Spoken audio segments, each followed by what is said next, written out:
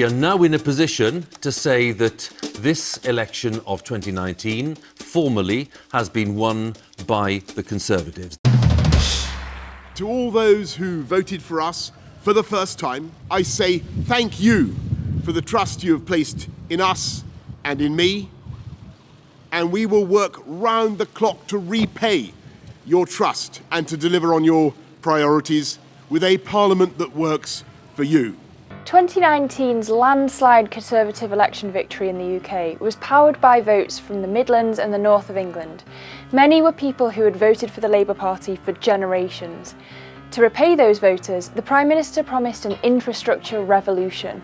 We are going to rise and ping off the guy ropes of self-doubt and negativity with better education, better infrastructure, more police, fantastic full fibre broadband sprouting in every household.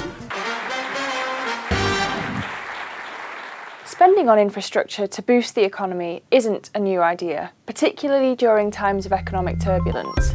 Infrastructure spending is important because it frees people to get better jobs. So if people are stuck in a dead-end job or they're shut out of jobs, having better transport, having better access to work is what will change that. When you spend money on infrastructure and you buy the materials and you pay the salaries to construct it, you not only have a knock-on effect for the rest of spending in the economy, because those salaries and those goods that have changed hands will then catalyse further economic activity, but it also helps the supply side of the economy as well, because infrastructure supports the way we do things. It might make travel quicker, it might make energy reach homes faster, it might give access to the internet. So infrastructure is helping both the supply and the demand side of the economy.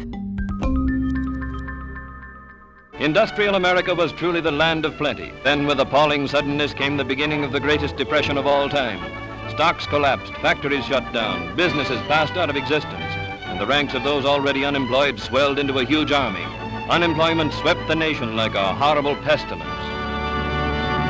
President Roosevelt taking financial measures against the Depression. Social Security founded as he instituted a series of New Deal reforms. A vast program of public works to relieve unemployment. His first two administrations concentrated on the battle against the Depression. In the 1930s, US President Franklin D. Roosevelt used the New Deal to expand spending on public works massively in order to yank the American economy out of the Great Depression. Roosevelt was implementing the theory of John Maynard Keynes, who claimed that government spending, including on infrastructure, increases consumer demand and is necessary to maintain full employment. There's a bit of a debate around this as to whether it is a good response to recession. On the one hand, a high multiplier. On the other hand, you don't necessarily want the quality of infrastructure and the amount we spend on improving things to vary with the economic cycle. Often we need to do things outside of recession, or in fact, sometimes there aren't opportunities for productive investment during a recession. So you've got to be careful while you're trying to recover the economy that you're not just digging holes and filling them in again. You're actually creating something productive. After years of low investment, Mr Johnson is now determined to increase infrastructure spending, particularly in the north of England, Wales and the Midlands. Traditionally, we've spent much more of our infrastructure spending on London and the South East than we have elsewhere. So if you compare transport spending in London to the north of England, people in London have seen more than double the amount of spending per head compared to those in the north. But it isn't just a north-south divide. Places like the east of England and the West Midlands are facing the same problems of old infrastructure, a lack of investment, and that holds people back from getting better work, which is what will drive living standards. Spending will focus on transport, including high-speed 2, buses and better roads, and digital connectivity, such as better broadband. Britain has large and growing differences in productivity across its regions, so the government hopes to level up left-behind areas. Levelling up is a very catchy and positive slogan, but if the Prime Minister is to maintain a lot of the votes he got in the northern regions, then he's going to have to put a bit more strategy behind the words. Now the political imperative is to rebalance spending away from London and the South East, with the intention to spread productivity and therefore higher incomes across the country.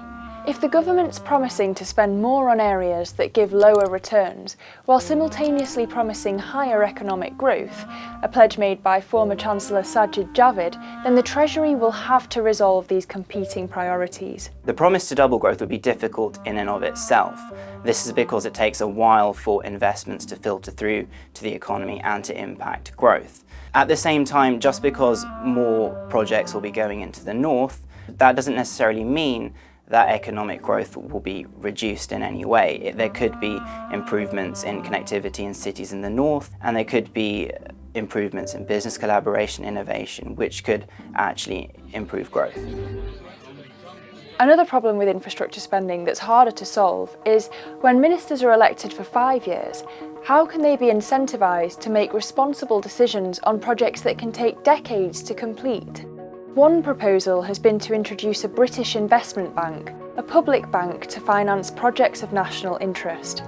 All the other members of the G7 group of advanced economies and Russia have types of public investment banks. Advocates say it would help to fill the gap left by the European Investment Bank. A public investment bank does two things. Number one, it can put up money itself, put up investment to invest in these things. But then in doing so, it also acts as a signal to the private sector because they now know somebody else is helping and supporting these projects, so they can come in and support at lower risk as well. So it's important both for actually providing cash, but also signalling where the economy should be going. Well-planned infrastructure spending clearly has long-term benefits. How it's financed and where it's targeted are tougher decisions. But as Andy Haldane, the Bank of England policymaker, has said, the alignment of the stars between what's politically expedient, what's economically sensible, and what's socially just might just have come for Mr. Johnson.